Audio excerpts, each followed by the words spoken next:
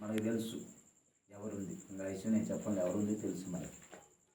ఆ పట్టణం మీదకి దేవుని ఉగ్రత వస్తుందని దేవుడు అబ్రాహాముకి తెలియచేస్తాడు. ఏం చేశాడు? అబ్రాహాముకి తెలియచేస్తాడు. తెలుసుకున్న అబ్రాహాము ఏం చేశాడు? ప్రార్థన చేశాడు. ఇప్పుడు దాకా చేశాడు ప్రార్థన. దేవుని స్తోత్రం. హల్లెలూయా.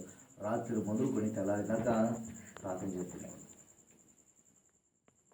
ఎక్కడి నుంచి స్టార్ట్ అయింది ముందు ప్రార్థన? ఆ పట్టణంలో అయ్యా 100 మంది ఉంటే జాగ్రత్తగా, ఎంతమంది? 100 మంది నీతిమంతులు ఉంటే వాళ్ళని పెట్ట పట్టణం నాశనం చేయకుండా కాపాడుతావు అని అడుగుతాడు. ఎంతమంది?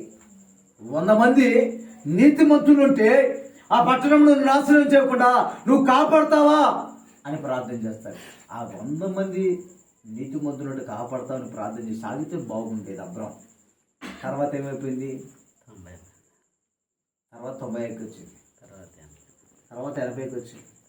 అంటే చూడండి ఎలాగుంటుందంటే అబ్రాహాము అక్కడ మనం చూస్తాం ఆ యొక్క స్థితిని. విశ్వాస జీవితంలో మనం ఎలాగైతే జారిపోతూ ఉంటామో ఆ రీతిలో అబ్రాహాము అక్కడ ఏమయ్యాడంటే జారుతూ ఉన్నాడు కిందకి.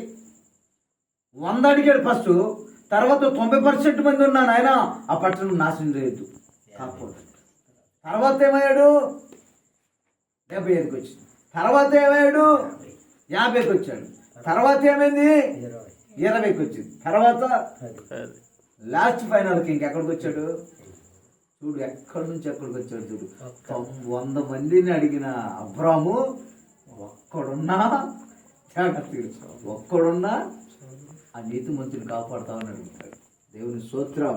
హల్లెలూయా. నిజముగా అది చూసినప్పుడు అర్థమవుతుంది నాకు ఏమనంటే, మనం ఫస్ట్ ప్రార్థన చేసినప్పుడు 100% పక్కా అనుకుంటాం. ఏమనుకుంటాం? 100% పక్కా.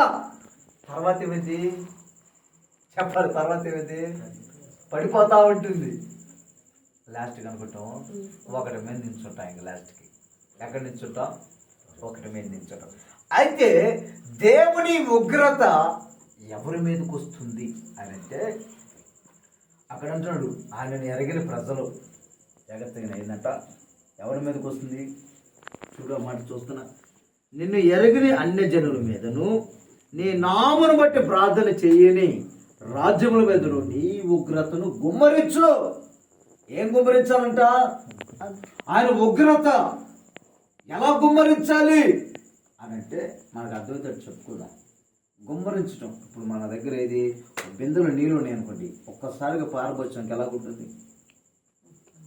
ఎలాగైతే గుమ్మరిస్తామో అట్లాగే నీ ఉగ్రత ఆ ప్రజల మీద గుమ్మరించు అంటున్నాడు. నిజముగా ఆ రోజు అగ్ని గ్రంథముల రకంగానే గుమ్మరించబడ్డ సొదొమ గొమొర్రా పట్టణం మీద. పట్టణం అంతా ఎలాగైంది తెలుసా? అబ్రాహాము దూరం నుండి చూస్తున్నాడు. ఈ పట్టణం అంతా కాలిపోయి పొగలెగుస్తూ ఉంది. ఏం లెగుస్తుంది? పొగలెగుస్తుంది. అంత పొగ. ఇంకా ఆ మైదానం అంతా కూడా ఏమి కానరాట్లేదు, పొగతో నింపబడింది. కానీ ఒక్కడున్నా కాపాడమన్నాడుగా, కాపాడాడు దేవుడు. దేవుని స్తోత్రం. హల్లెలూయా.